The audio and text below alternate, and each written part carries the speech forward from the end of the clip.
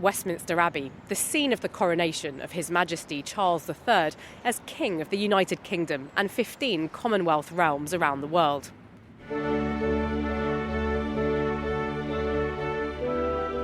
He is 74, the oldest monarch to assume the throne here in Britain. And things have changed since his late mother Elizabeth was crowned in 1953 at the age of 27. She was famously inscrutable, but the world has had decades to observe Charles, and he's become a surprisingly familiar figure in some quarters. I call him my Uncle Charlie. That's Gina Moffat from Tottenham, an area of inner-city London which couldn't be further removed from the regal corridors of Buckingham Palace, but one which Uncle Charlie knows well. More from Tottenham later. I, Charles, Prince of Wales, do become your liege man of life and limb, and of earthly worship. Back in 1969, at the age of 20, Charles first took on public royal duties when he was formally invested as Prince of Wales. He spoke then to the BBC. When did you first realise, as a little boy, that you were heir to the throne and not just an ordinary chap? I think it's something that dawns on you with the most ghastly, inexorable sense. I didn't suddenly wake up in my pram one day and say, yippee, But Prince Charles didn't just sit back and wait for his inexorable fate to arrive. He got to work developing a sprawling portfolio of campaigns and causes, taking in the environment, farming, architecture, inner-city deprivation, young people's life chances and interfaith understanding. Catherine Mayer is a journalist and author of the book Charles, the Heart of a King. Researching my biography, I was asking his aides if they could give me a complete list of those organisations and initiatives, and they literally couldn't do it. It wasn't that they didn't want to, it was that they didn't know. He became outspoken and at times controversial in defence of his causes, provoking criticism of political meddling. In this programme, we'll delve deeper into things Charles really cares about. Why is he so passionate about them? And what will he do about them now he's king? Let's start with a fundamental question. What motivated the activist prince in the first place? Charles had a really miserable childhood by most people's standards. He found the greatest solace in outdoor life and also in retreating into himself. He's a surprisingly thoughtful person. He found who he was by degree, by reading, by talking to people, and by becoming passionately involved, not just in looking at the world, but in his terms trying to save it. He didn't choose to be born the Prince of Wales or the heir to the throne. The BBC broadcaster Ian Skelly is a friend who became a speechwriter for Charles. You can either do nothing in that role or you can do something in that role. And he decided a long time ago that he was going to try and use his position for the greater good. He is radical. Radical might not be the obvious term that springs to mind when describing the head of Britain's most conservative and privileged institution. But Charles is, by many accounts, a contradictory figure, a forward-thinking traditionalist, a self-styled revolutionary who also believes in the timeless power of the monarchy. His beliefs are connected, as we'll discover. At the heart of the web lies a deep passion for the natural world. I remember years ago in the 60s, when I was a teenager, minding so much about all the things that were going on, the destruction of everything. You know, the uprooting of trees and hedgerows and draining of wet places and destruction of all the sort of interesting habitats, the destruction of so much of the centre of our towns and cities, and this sort of white heat of progress and technology, to the exclusion of nature. From his early years, like his late father, Prince Philip, King Charles was a passionate conservationist with a particular interest in biodiversity and sustainable farming. And the trappings of his royal role allowed him to put ideas into practice. As heir to the throne, he was given the Duchy of Cornwall, a large profit-making property estate. In 1980, through the Duchy, he acquired a country home and surrounding parkland at Highgrove in the southwest of England. He got in touch with Patrick Holden, an organic farmer and prominent environmentalist. He looked around to see who was already practicing various forms of sustainable farming and convened a meeting, and I was one of the participants. I think I felt as soon as I met him that he was some sort of kindred spirit. There was some sort of mutual recognition. He decided to convert an estate of more than 1,000 acres of land around Highgrove House to organic. And he did that quite carefully to begin with, because I think his advisors were very nervous about him getting involved with organic farming because it was seen at that time as fringe. He was heir to the throne and he was challenging orthodoxies. And challenging an orthodoxy is a lonely business, whichever orthodoxy it is. I've always felt it, I think, intuitively. He was an early champion of ideas which later became mainstream. Here he is revoicing a speech he gave in 1970. There are 55 million of us on this island using non-returnable bottles and indestructible plastic containers. It is not difficult to imagine the mountains of refuse that we shall have to deal with somehow. Biographer Catherine Mayer. His environmentalism is 100% ahead of the time, in the sense that when he was articulating a lot of these views, they were caricatured as wacky. People just didn't know what he was talking about. Charles was widely mocked. He admitted in an interview that he talked to his plants and he said they responded, a gift to the satirists. His friend Patrick Holden. He's always been very aware of the criticism, and I think it has hurt him because he's a human being and he's vulnerable and he cares.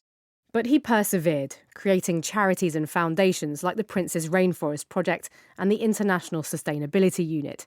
He even founded an organic food brand, Duchy Originals, which later partnered with the high-end supermarket Waitrose and expanded into a multi-million-pound business empire. Meanwhile, he was making his case to government. Politicians and policymakers would find themselves bombarded with his so-called Black Spider letters. That's his habit of sitting down, usually at night after a long day, and firing off a memo written in very spiky black ink handwriting, saying, have you seen what's happening to the Patagonian toothfish? Under Britain's constitution, the monarch is expected to remain neutral, steering clear of party political debate. The remit of other royals is much less defined. Exploiting that grey area, Charles was able to shape and develop his own role.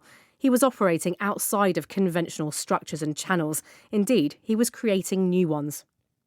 He was also collecting people outside the established royal circles of the aristocracy and military, an eclectic band of kindred spirits. He's not really an establishment figure. He spots people and their potential. The broadcaster Ian Skelly was introduced to the Prince at the funeral of a mutual friend.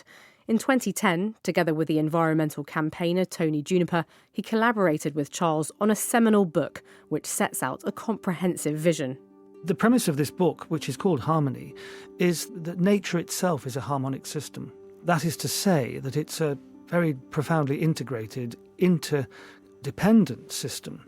And what we have succeeded in doing with our predominantly industrialised mind is separate out those parts, exploit certain parts, in the belief that the rest of it can carry on working without it collapsing. But, of course, if you break up the notes in a piece of music, you cause the harmony to get diseased. Do you think that his views have been informed by faith and spirituality? He is a deeply spiritual man, and so he's always seen the sense of the sacred that we naturally feel. It's a mistake to talk about being a part of nature, because that still implies that things are separate. We are nature, and nature has an element of consciousness about it. What drives the flower to flower? It's a very, very deep thing for him. And Charles was determined in his efforts to banish the things he saw as bad, modernist architecture being a particular target, and conserve and promote the things he valued. Inspired by an ancestral connection, he began visiting an area of rural Romania.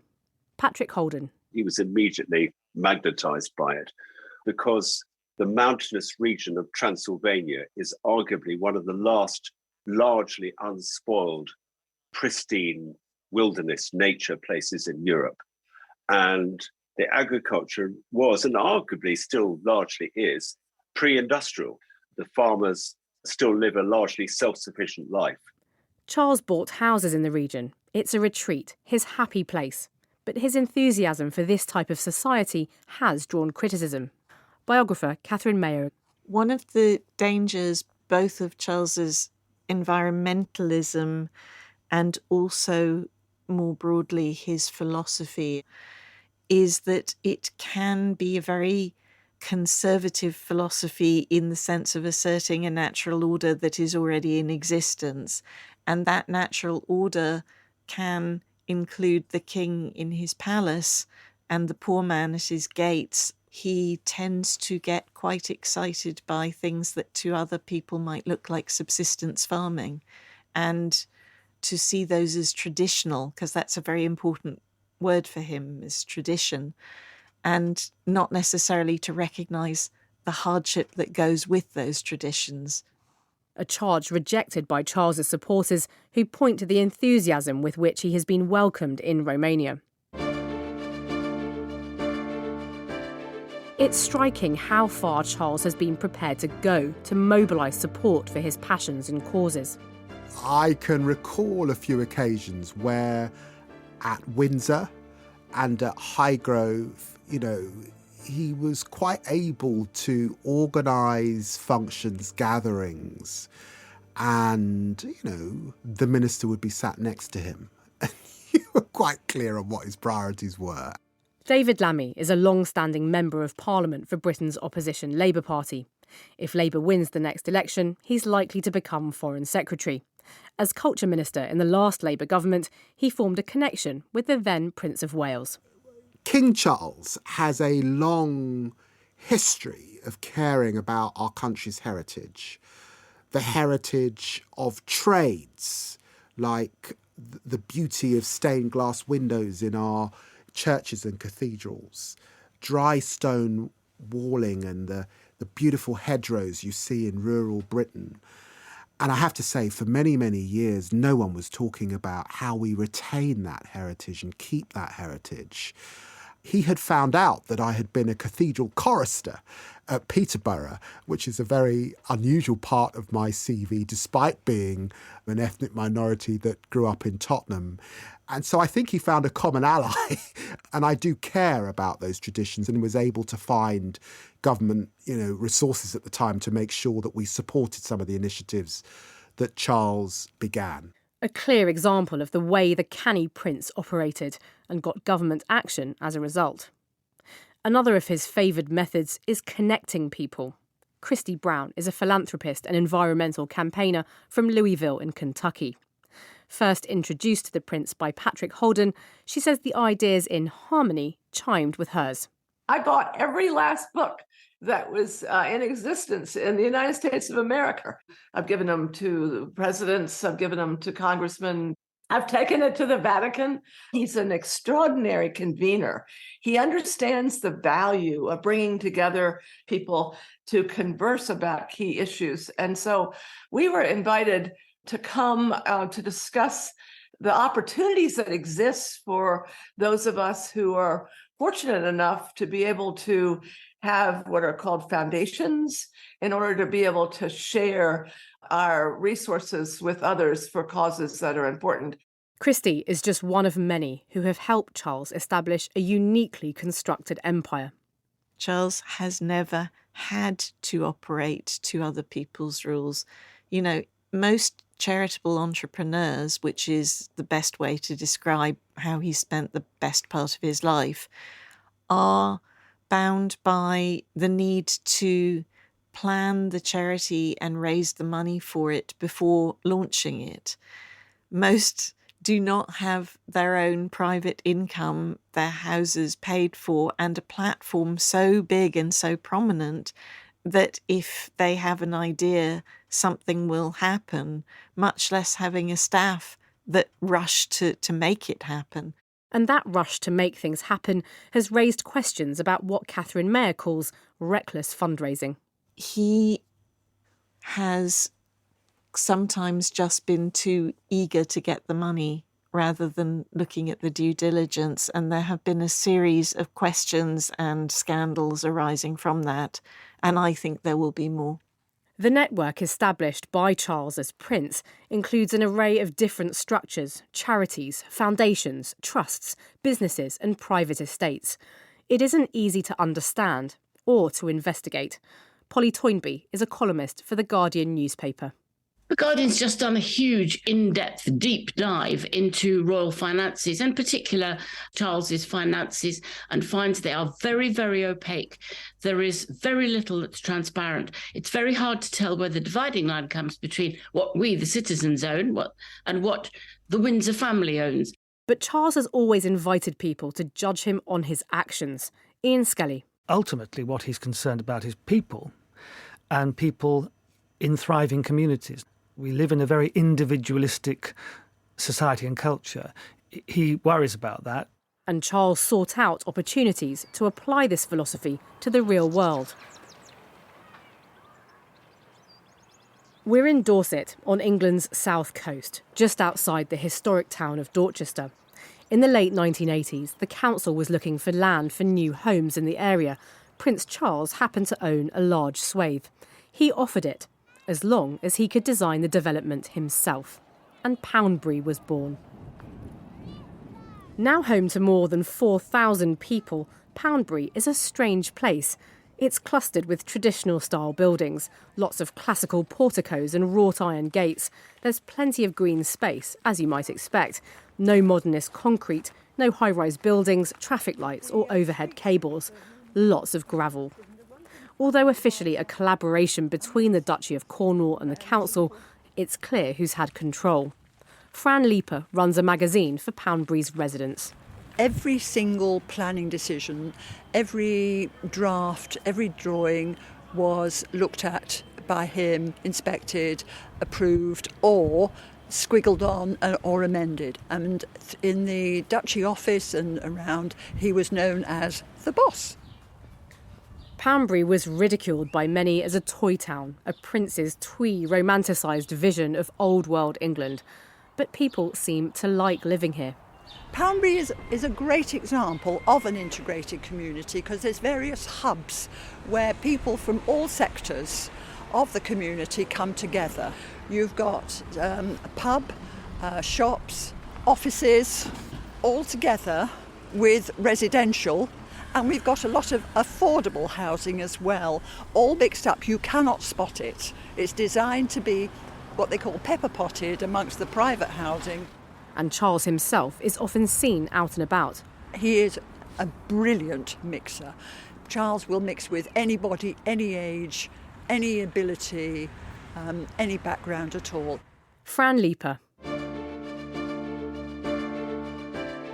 You're listening to The Making of King Charles, with me, Leila Nathu, from the BBC World Service. It may seem strange that someone so ensconced in privilege should care so much about social integration and cohesion, but Charles has long been deeply troubled by what was happening in the most deprived parts of Britain. Catherine Mayer thinks this goes back to his own upbringing. Charles grew up with an outsider mentality as a result of childhood experiences, and also, of course, his father was in charge of his schooling and education and believed in tough love, shall we say. And that has given Charles this very strange habit of empathising with people who have nothing or who are outsiders or are in some way disadvantaged. In 1976, Charles set up the Prince's Trust to help young people from disadvantaged backgrounds into jobs, education and training. His largest and most successful charity, it's worked with more than 1 million people. We went to meet Gina Moffat, who's now the owner of a thriving cafe and florist business in Tottenham in North London. But in 2003, she'd been jailed for drug smuggling. I was in Holloway Prison serving a sentence, 6.5 years, and I was in my lowest point ever. Never thought I'd end up in prison. My parents are from Ghana, so for anyone to go to prison is like a big no-no, like it doesn't happen in our family. One day, an officer came and knocked on my door and said, "Oh, the Prince's Trust is here. They are here to help anyone who's want to do any start-up businesses or anything like that." And I said, "Oh, I want to be a florist, the first black florist in Tottenham." The trust supported Gina with training in prison and a start-up loan. Soon after her release in 2008, Gina met Charles. I showed him my work and I gave him some flowers and said, "Give it to your missus." That time he was dating Camilla at that time. And I just said it out of the blue. That was it. That was our start of our relationship. People around him make it this big fuss, but he's just the most down-to-earth person. I call him my Uncle Charlie. In 2011, there were riots in Tottenham. Shops were looted and burnt down. The area's MP, David Lammy, got a phone call. When Prince Charles, the now king, came on the phone, what I found was so comforting, because he spoke about other riots that he was familiar with. There was a familiarity and an understanding. He spoke about the youth and the young people and their prospects and opportunities. And of course, he was drawing on the years of history with the Prince's Trust and its support for often young urban youth of colour, youth growing up in poverty and the opportunities that they needed. And he said to me, "Look, what can I do? Can I come?" Very much. God bless you, Charles. No, it's not mine, Charles. It's not mine. And he did go to Tottenham, just days after the riots, in the midst of a highly charged political debate about the causes. I think the then Prince of Wales was able to sort of rise above that political fray. He was able to speak from a certain status and experience and a constitutional role that was above the day-to-day knockaround of party politics and who's to blame. We felt like we mattered. The community felt like they mattered. I remember he said he was going to put money into Tottenham, and he did. He was going to make sure loads of things are going to change in Tottenham, and things start changing. So a different type of money was coming into Tottenham. All of a sudden, Tottenham became a focal point where people are looking at it differently. Charles returned again and again, keeping track of those his trust had helped. Many people have spoken to us about the genuine connections he makes. Biographer Catherine Mayer again. Charles has a heart that is overflowing with emotion, contrary to people's expectations. And those emotions run the gamut from passions in favour of things to sometimes anger, sometimes sorrow, sometimes also his least attractive emotion, self-pity, and a kind of anger that comes with that. Even his most ardent supporters see the different sides of the king's complex personality. Ian Skelly. Everyone knows he has a fairly short temper. I've been on the end of that quite a few times. What I've learnt is that it all blows over so quickly. It's just frustration. He's very much like his father, who had a short fuse. He doesn't really like talking about things. He wants to get things done. And I think he's conscious of time running out for him. It's true that after such a long apprenticeship, Charles's time as king will be shorter by comparison, and it will be different. He's already stepping back from many of the initiatives he set up as prince. Friends say he fully appreciates his changed position.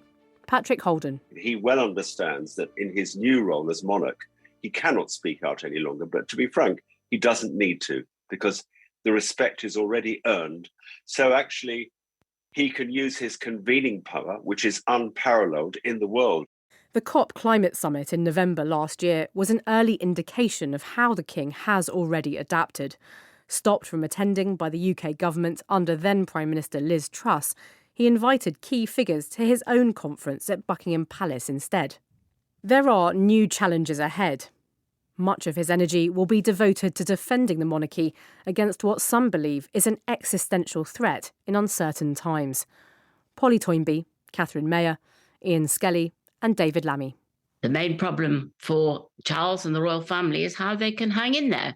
They're becoming less and less popular, particularly amongst the young. The monarchy is on something of a knife edge. He's coming to the throne at a time of really unprecedented political and economic turbulences.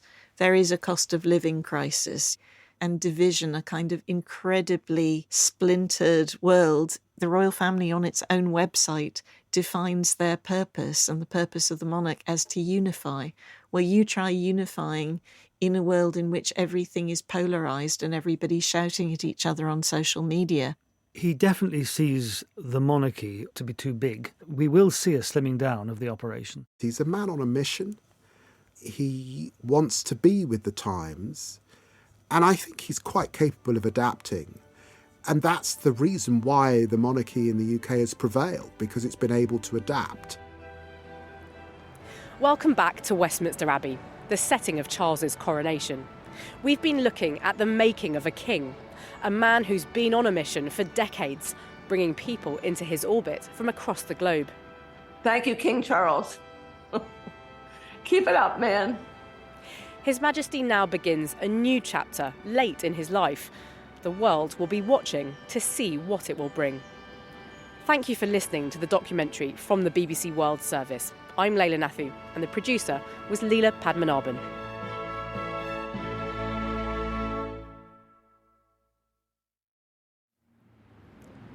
Welcome to the documentary from the BBC World Service. I'm Leila Nathu.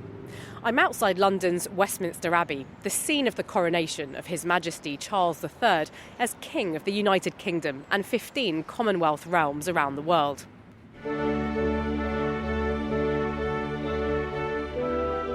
He is 74, the oldest monarch to assume the throne here in Britain.